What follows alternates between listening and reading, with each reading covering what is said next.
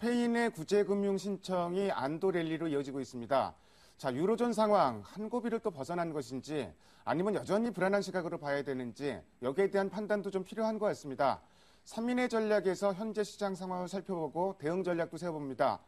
오늘 이 시간에는 이트레이드 증권의 최강혁 선임연구원과 LNS 파트너스의 하창봉 팀장 두 분이 나와주셨습니다. 안녕하십니까? 안녕하십니까? 시장 중심이 되는 키워드를 알아봅니다. 먼저 5위부터 3위까지 키워드를 화면을 통해서 확인해 보도록 하겠습니다. 오늘의 5위 키워드는 BDI 지수 소폭 반등입니다. BDI 지수가 소폭 반등했습니다.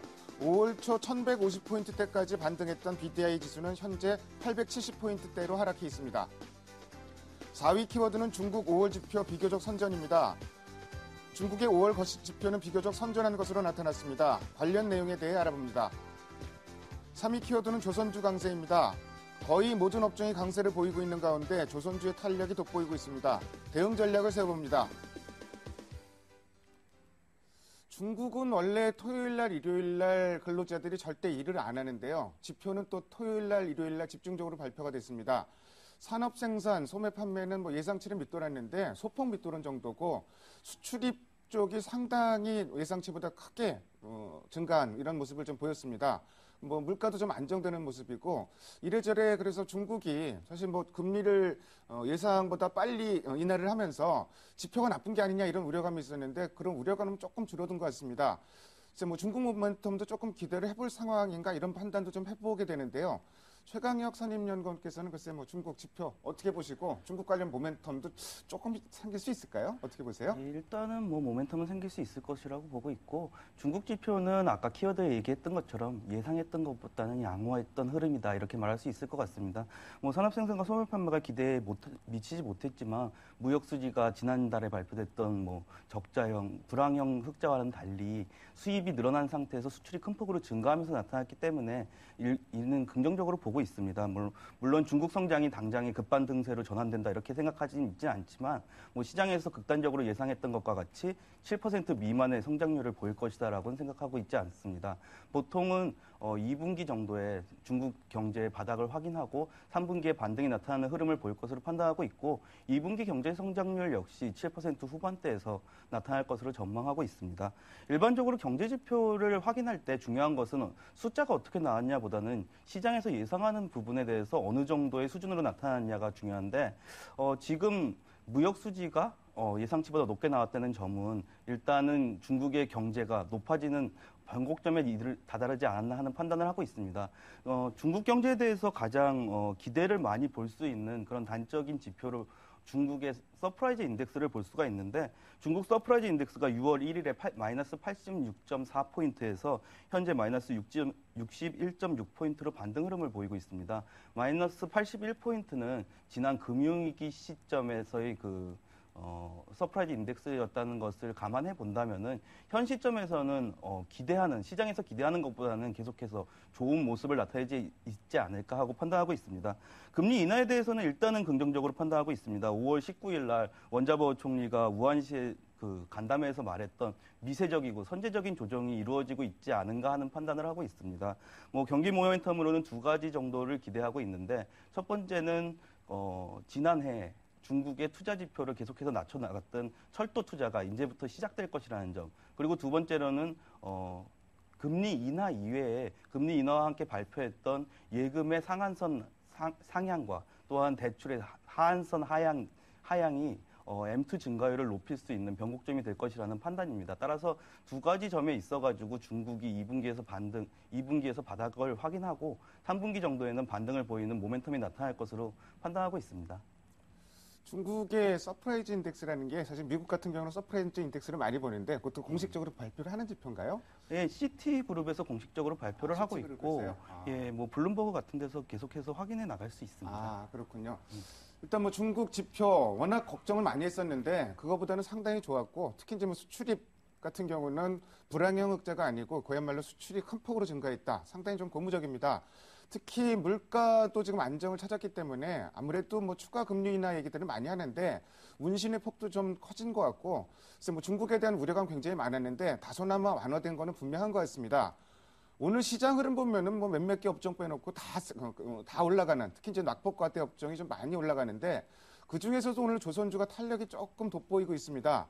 조선주 같은 경우는 뭐 유럽 쪽 상황에 아주 민감하게 반응하기 때문에 호재가 나오면 또 조선주가 반등 탄력이 강하고 좀 이렇게도 나타나고, 또 최근에 플랜트를 중심으로 수주가 나쁘지 않다 뭐 이런 얘기도 나오는데, 어쨌든 뭐 조선주 들고 계신 투자자 여러분들은 상당히 좀 답답하실 거는 분명한 것 같습니다.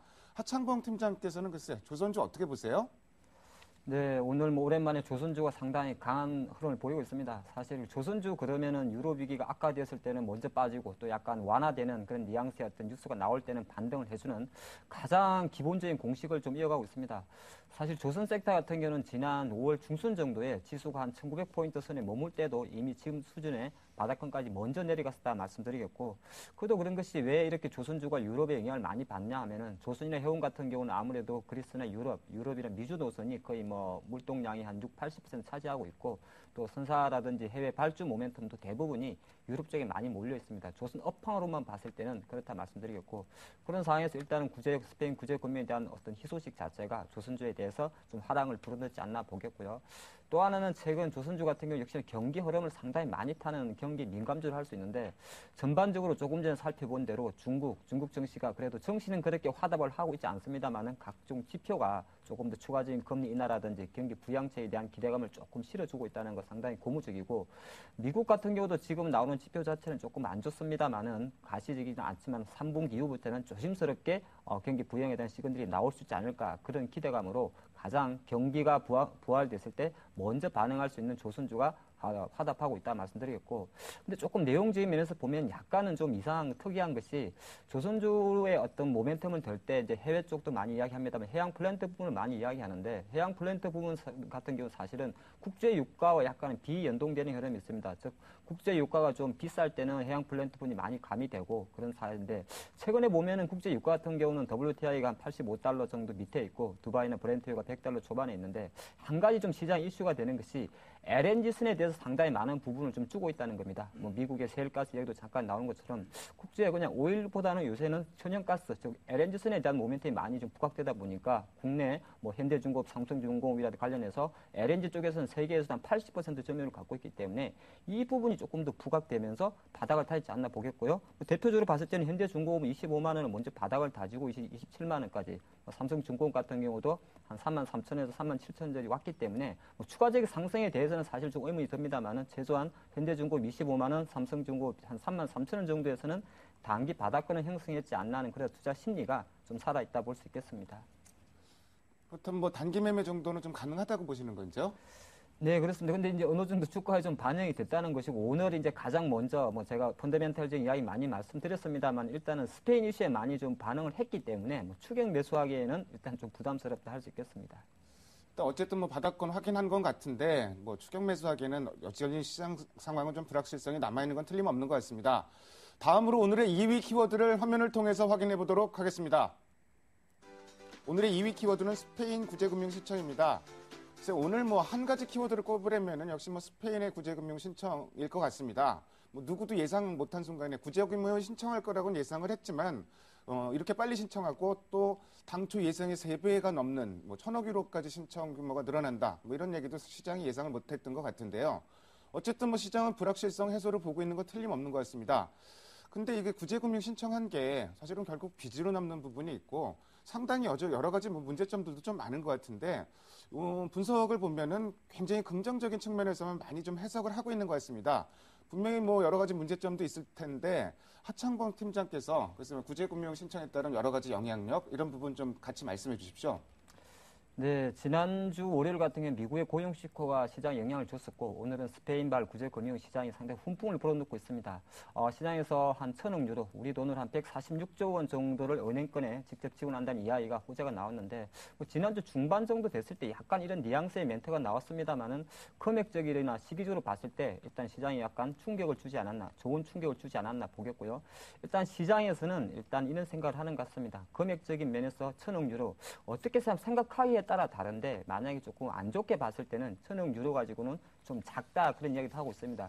지금 스페인 어떤 민간 컨설팅 업체는 그리스 은행이, 스페인 은행의 어떤 내부 상황을 좀 검사를 하고 있고요. IMF 같은 경우도 오늘 정도까지 하고 있는데, 일단 실사의 내용을 놓고 봤을 때는 한 3월 기준으로 스페인의 한 그 부실 채권 규모 자체가 1,400억 유로 정도 됐었기 때문에 거기에 비해서는 조금 덜하지 않나 그렇게 나오고 있고, 또 실사 결과가 아직 완전 나온 것이 아니기 때문에 만약에 나왔을 경우에 이보다 더 많은 금액이 조금 요구될 수도 있는 문제, 그런 것도 좀 생각하셔야 되기 때문에 이 금액 기준치만 놓고 봤을 때는 사실 이것이 호재인지 악재인지 판단하기는 조금 어렵습니다. 하지만 시장이 화답하는 가장 결정적인 이유는 어떤 구체적 액션이 나왔던 데서 상당히 화답을 하는 것이고요. 또 한편으로는 이번에 사실 스페인 정부를 통해서 주는 것이 아니고 이 FROB라 그러죠. 스페인 은행 지원 기금을 통해서 지원하기 때문에 이 방식적인 측면에서도 사실은 유로 협약에도 어긋나지 않습니다. 그래서 일부에서는 미국의 외압이 좀 있지 않나, 약간 루머성 내용도 좀 돌면서 특혜 논란도 좀 있고 있는데, 어떤 이런 이슈 자체는 일단은 6월 17일 날 열리는 그리스 총선 이후에, 그리고 6월 말에 열리는 정상회담에서 조금 더 구체적으로 나올 수 있지 않을까 보겠고, 가장 시장에서는 일단은 화답을 하는 분위기입니다. 하지만은 역시나 그 내용적인 면에서는 최소한 스페인 쪽에서도 추가 긴축에 대한 이슈라든지 이 자금을 집행을 정확하게 어디에서 가져오고 어떻게 쓸 건지에 대해서는 그리스 총선 이후로 약간 밀어놨기 때문에 확실하게 주 중반 이후 그리스 총선 문제라든지 추가 긴축에 대한, 아무래도 이제 돈을 땡겨왔으니까 빚은 늘어난 거 아니겠습니까? 그래서 했을 때는 스페인 또 국민들은 또 반대를 할 것이고, 이런 문제가 다시 좀 복병으로 남아있다 할 수 있겠습니다. 어떤 정책적인 선택을 할 때는 뭐 정책의 강도도 중요하지만 시기도 상당히 좀 중요한 것 같은데, 시기가 상당히 좀 절묘한 시기에 나온 건 틀림없는 것 같습니다. 특히 이제 주말에 그리스 총선이 있는데 워낙 좀 불안해들 하고 있는데, 글쎄 불안 요인을 조금 잠식시킨 건 사실인 것 같습니다.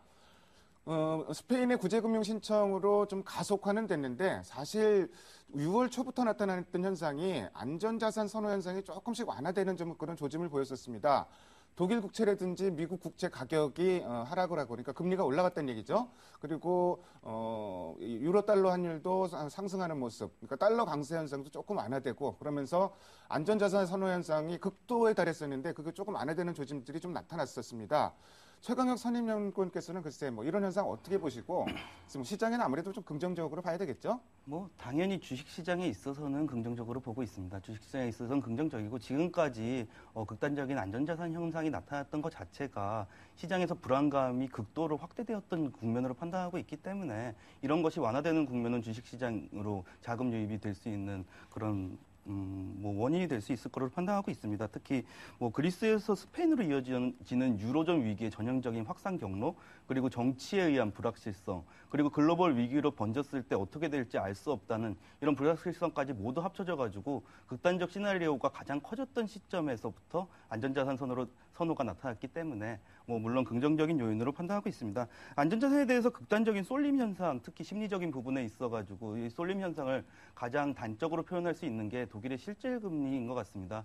독일의 실질금리를 보면은 지난 2011년 유로존 문제하고 미국 신용등급 하락 이슈가 같이 겹쳐졌던 8월 4일 날 마이너스로 전환한 다음에 올해 5월 30일 날 마이너스 0.83으로 바닥을 형성하고 다시 반등하는 흐름을 보여주고 있습니다. 일단은 마이너스 0.83이 지난 2011년 유로존 위기 바닥이었던 점을 감안한다면은 심리적으로는 지난 유로존 위기 이상의 사태로는 보고 있지 않다는 정도의 뜻으로 받아들이고 있어서 긍정적으로 판단하고 있습니다. 그리고 추가적으로 스페인, 아까 말씀하셨지만 스페인 위기에 대해서도 이 안전자산 흐름에 더 영향을 주는 것이 지금까지와는 달리 약간은 파격적인 조건으로 구제금융에 대해서 구제금융이라고 말은 하지만 은행에 대한 지원을 통해 가지고 추가적인 긴축이 아니라 프랑스에서 얘기하고 있는 성장성을 약간은 가미한 것이 아닌가 하는 것이 제일 긍정적인 부분으로 받아들여지면서 시장에서는 아무래도 안도감 형성을 하고 있는 것으로 보고 있습니다. 앞으로 6월 6일 22회의 이후에 시장이 계속해서 이슈에 흔들리는 모습을 보여왔지만 18일 G20 정상회담, 그리고 28일 EU 정상회담까지 계속해서 어떠한 대책들이 구체화되는 모습이 나타난다면 그것에 의해 가지고 계속해서 안정적인 모습은 나올 것으로 판단하고 있습니다. 사실 현재 여건상 IB들이 위험 자산을 적극적으로 선호한다든지 이런 흐름이 나타나긴 좀 어려운 건 사실입니다. 그렇다고는 하더라도 안전자산 선호 현상이 좀 과했다, 좀 이런 인식은 좀 있는 것 같고요. 이런 부분이 완화되고 있는 점, 일단 주식시장에 긍정적인 건 틀림없는 것 같습니다. 다음으로 오늘의 1위 키워드를 화면을 통해서 확인해 보도록 하겠습니다. 오늘의 1위 키워드는 1860포인트대 회복입니다. 오늘 21선 가볍게 돌파를 했고 전업종 걸쳐서 반등이 나오고 있습니다. 상당히 긍정적인 흐름. 오늘 하루만 놓고 보면은 더할 거 없이 좀 좋은 흐름인 것도 같은데 그렇기 때문에 추가적으로 올라가지 않겠느냐 이런 기대감도 좀 있는 것 같습니다. 그렇다면 이제 추가적으로 올라갈 때 어느 쪽이 주도를 하느냐 이 부분도 중요할 것 같은데 글쎄 하창봉 팀장께서는 삼성전자 자동차 전차로 보세요? 어느 쪽으로 보세요? 일단 오늘 흐름만 놓고 보면은 사실 삼성전자는 쉬고 있다 볼 수 있겠고 삼성전자를 제외한 삼성전기나 SDI, LG 디스플레이 관련해서 비삼성전자형 대형주가 좀 가는 모습입니다. 자동차 같은 경우는 사실 현대기아차는 지수 대비해서는 조금 약하다 할 수 있습니다. 일단 삼성전자부터 말씀드리면 지난번에 이제 1800포인트 당기면서 외국인 이틀 연속 한 12만 주가 들어오면서 한 126만 원까지 올라온 모습인데 일단은 수급적인 면에서 봤을 때는 한 127만 원 정도에서 조금 머무는 모습이고 현대기아차 같은 경우도 현대차는 한 25만 원, 기아차는 한 8만 원 정도에서 8만 원 정도의 약간 저항을 받는 모습입니다. 그래서 크게 봤을 때는 일단 전차 군단 같은 경우는 외국인 매수세도 조금 주춤되고 있고 기관들도 좀 팔고 있기 때문에 주도주로 장이 여기서 계속 올라간다 그랬을 때는 좀 괜찮겠습니다만은 장이 약간은 또 내리의 조정이 예상되기 때문에 그 부분에서는 상승세 좀 제한되지 않을까 보겠고요. 가장 중요한 건 오늘 시장이 왜 올라가냐입니다. 오늘 시장은 아무래도 스페인 재정 위기가 약간 완화될 수 있다는 구제금융 거의 호재를 받아들이기 때문에 그것 때문에 가장 많이 빠졌던 섹터, 화학주라든지 조선주, 건설주 관련주들이 좀 화답을 하고 있다 할 수 있습니다. 이 섹터 같은 경우는 사실 실적이 좋아서 실적이 좋아질 것 같아서 오르는 게 아니죠. 유럽 위기 때문에 많이 빠졌던 섹터가 일단은 쇼커브링이라든지 신규 매수가 들어오면서 오늘 외국인과 기관의 쌍끌이 양매수를 받고 있는데 역시나 대외 변수 영향이 워낙 크기 때문에 실적 펀더멘탈적인 부분도 있습니다만은 장은 당분간은 역시나 기술적 순환매 수준에서 IT나 전차 군단은 어느 정도 장을 좀 잡아줄 것 같고요. 그 밑에 있는 순환 섹터에서의 반등이 좀 나올 수 있지 않나 보겠습니다. 투자 전략 세우는 게 상당히 좀 고민될 것 같은데 일단은 저는 이런 생각이 듭니다. 아직까지는 시장에 대해서 이번 주에 이벤트도 있습니다만 확실히 시장은 그리스 6월 17일에 많은 포커스를 맞출 것 같습니다. 그렇기 때문에 1860포인트 사실 기술적 반등으로 봤을 때는 단기 전 임계치를 생각을 합니다. 200포인트 낙폭의 30% 되돌림 수준이기 때문에 단순하게 21선 올라온 게 중요한 게 아니고요. 단원의 반등력이 좀 시장에 나왔다는 게 중요하기 때문에 오늘 사실 모리가 미리 알고 주식을 다 내다 팔 필요는 없습니다만은 일단 내일까지 한번 지수를 지켜보고 나서 추가 매수라든지 비중을 좀 줄이는 전략이 맞지 않나 싶은데 일단 오늘은 조금 관망하고 보유하는 자세가 맞을 것 같습니다. 일단 본격적인 랠리, 그야말로 랠리가 전개될 경우에는 당연히 삼성전자나 자동차 주식이 주도를 할 텐데 아직까지는 좀 그런 흐름은 아니고 낙폭과 대준의 순환매 그리고 시장 흐름도 일단 오늘 스페인 문제 때문에 반등 폭이 좀 크게 나타나고 있는데 조금 조심스럽게 보자 이런 말씀 해주셨습니다. 오늘 수급상으로 보면은 외국인들 현물 사고 선물 쪽에서는 파는데 선물은 계속 그동안에 좀 꾸준히 사다가 이틀 연속 좀 팔고 있는 이런 모습입니다. 최강혁 선임연구원께서 글쎄 수급 상황 잠깐 좀 체크해 주시고요. 대응하기 참 어려운 시장인데 대응 전략도 같이 좀 말씀해 주십시오. 일단 일반적으로 외국인 현선물 매수에 대해 가지고 영향을 많이 받긴 하는데 사람들이 신경을 많이 쓰는 것만큼 변화를 감지해내기는 쉽지 않다고 보고 있습니다. 현물과 선물의 방향성이 있어서 베이시스 프로그램 매수하고 또한 매매와 심리적인 판단이 더해지게 되는데 선물이 대규모 매도세를 지금까지 보였던 이유는 베이시스가 워낙 커졌던 측면 그리고서는 유로존 위기가 강해지면서 심리적인 악화가 더해지면서 매도세가 커졌던 것이고 또 이와 함께 환율 상승에 대해서 베팅하는 국면이 강했습니다. 하지만 외국인 매수에 있어서 특별한 방향성을 찾기보다는 외국인들은 기본적으로 차익 실현을 위해서 접근하는 그런 경향이 많기 때문에 일단은 심리적인 변화에 대한 판단 이외의 방향성을 논하기는 좀 어려울 걸로 보고 있습니다. 오히려 심리적인 변동성이 현재와 같이 커진 경우에는 변동성보다는 일반적인 펀더멘탈적인 접근이 맞다고 보고 있고 또 시나리오별로 상황들에 대해서 논리적인 판단을 더 강하게 하는 것이 맞다고 보고 있습니다. 지금까지 가장 주요했던 유로존을 예로 들었을 때 유로존 이슈 같은 경우에는 그 재정 적자 위기가 긴축 정책에 강하게 들어가게 되고 긴축 정책이 전체적인 글로벌 시장의 경기 하향 그다음에 그 경기 하향이 다시 재정 적자를 늘리게 되면서 계속해서 악순환이 반복됐고 또 이 악순환 속에서 은행의 신용 경색 현상에 대한 우려감이 시장을 더 큰 폭으로 빼게 됐습니다. 근데 한 가지 흥미로운 점은 유리보 OIS 같은 경우에 2011년 같은 경우에는 장이 안 좋아지면서 급등하는 경향을 보였지만 현재와 같은 경우에는 LTRO를 시행하고 난 이후에 40포인트 내외에서 계속해서 안정적인 흐름을 보여왔었습니다. 따라서 유로존에 있어가지고 은행 신용경색 현상이 계속해서 펀더멘탈 상으로는 크게 우려가 되지 않는 상황이었고 그렇다면은 결국에는 뒤쪽에 가면 갈수록 해결책이 나올 수 있다 이런 판단을 하는 것이 더 논리적으로 맞다고 판단하고 있습니다. 뭐 여러 가지 악재들이 해결되지 않은 상황에서 지금 당장 반등에 대해서 얘기하는 것은 당연히 쉽지 않은 국면인 것 같습니다.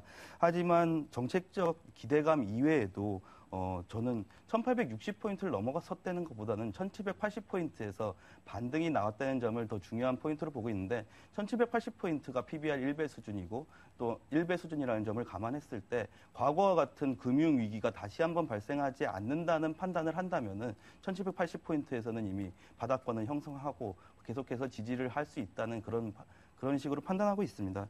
일단은 아까 말씀하셨던 대로 삼성전자와 현대차 같은 경우에는 지금 수준에서 비중 확대보다는 비중 유지를 하면서 계속해서 오히려 삼성전자와 현대차가 이런 장에서는 방어주의 개념을 하는 게 아닌가 하는 생각을 하고 있고 중기적인 관점에서는 여전히 현 시점에서 7월에 실적이 나오는 종목에 대한 접근과 함께 글로벌 경기 회복을 기대한 소재와 산업재 쪽으로의 약간의 비중 조절은 필요할 것으로 판단하고 있습니다. 아까 유리보 OIS 말씀하셨는데 이제 그건 떨어지면 떨어질수록 안전자산 산호 현상이 좀 약화된다 이렇게 보면 되는 거죠. 유로존 은행 간의 네. 대출 금리를 말하는 거기 때문에 뭐 단순하게 내려갔어요. 생각해서 그러니까 시청자 여러분들이 보실 때는 떨어지면 떨어질수록 내려가면 내려갈수록 이제 이렇게 안전자산 산호 현상이 조금 약화된다 이렇게 보시면 될 것 같고요. 자, 그 뭐 유로존 상황 뭐 더 이상 악화되지만 않으면 좋을 것 같고요. 조금 전에 이제 뭐 저도 공감 가는 말씀 해주셨는데 지금 1860와에 있는 게 중요한 게 아니라 1780에서 반등이 나타났다. 이 부분이 아마 현재 시장에 상당히 좀 긍정적인 포인트가 아닐까 싶습니다. 지금까지 5가지 키워드를 통해서 오늘 시장의 흐름을 살펴봤습니다. 두 분 말씀 잘 들었습니다.